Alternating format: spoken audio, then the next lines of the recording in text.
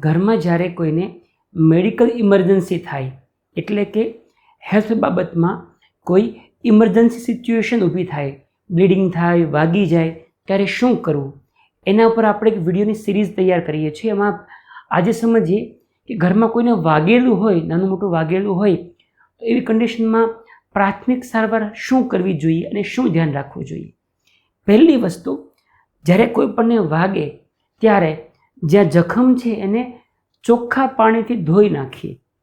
Running વોટરમાં ઘણા લોકો ડરતા હોય કે પાણી ન જવા દેવાય. લગભગ કેસમાં પાણીથી પ્રોબ્લેમ આવતો નથી.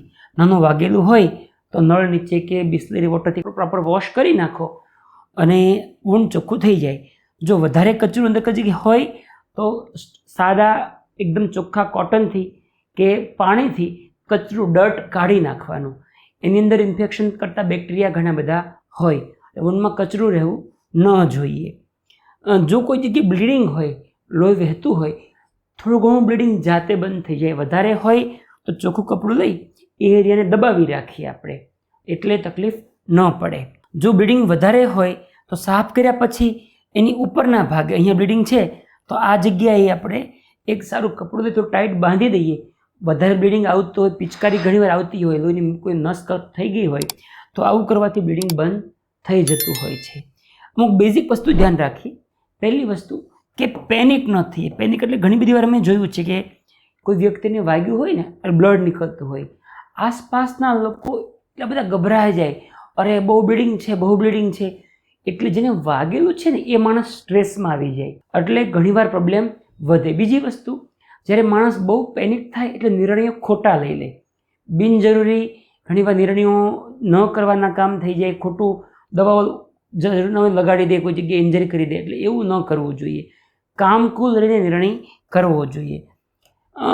ઓવરઓલ વાગેલામાં મોટાભાગનામાં એન્ટીબાયોટિકની જરૂર પડતી નથી. એટલે લગભગ કેસમાં સિવાય કે બહુ વધારે વાગેલું હોય, ડીપ હોય તો ઠીક છે, અદરવાઇઝ એન્ટીબાયોટિક લેવાની જરૂર હોતી નથી.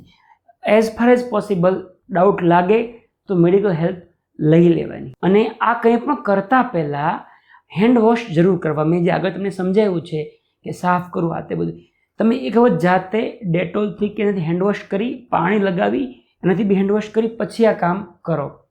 સ્ટેરિલિયમ ઘરમાં હોય તો એનાથી હેન્ડ તમે ક્લીન ભલે કર્યું હોય, પણ સ્ટેરિલિયમ ઇરિટેટિંગ હોય એટલે વૂંડમાં ટચ થાય ને વાગેલામાં તો પેશન્ટને બહુ બળતરા થાય. જો સ્ટેરિલિયમ લેતા હો તો એ કર્યા પછી પાણીથી બી સાફ કરી પછી આ કામ કરવું. ડાયરેક્ટલી સ્પિરિટ કે સ્ટેરિલિયમ વૂંડ પર લગાડાય નહીં. એક વખત વાગ્યા પછી તમે ડ્રેસિંગ કેવું કરાવ્યું પછી ઇન્ફેક્શન થઈ રહ્યું છે કે નહીં કેમ ખબર પડે? તો એના અમુક સાઇન્સ હોય. મેડિકલની ભાષામાં 5 સાઇન કહીએ, પણ સૌથી મહત્ત્વનું પેલું દુખાવો.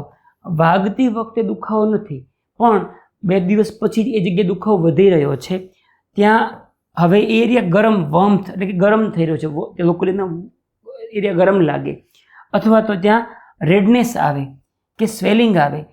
જો આજે વાગ્યું છે 2 કે 3 દિવસ પછી આ નિશાની સ્ટાર્ટ થાય, મતલબ કે ઇન્ફેક્શન થઈ રહ્યું છે. એવા કિસ્સામાં ડૉક્ટરને ફરીવાર બતાવવું જોઈએ.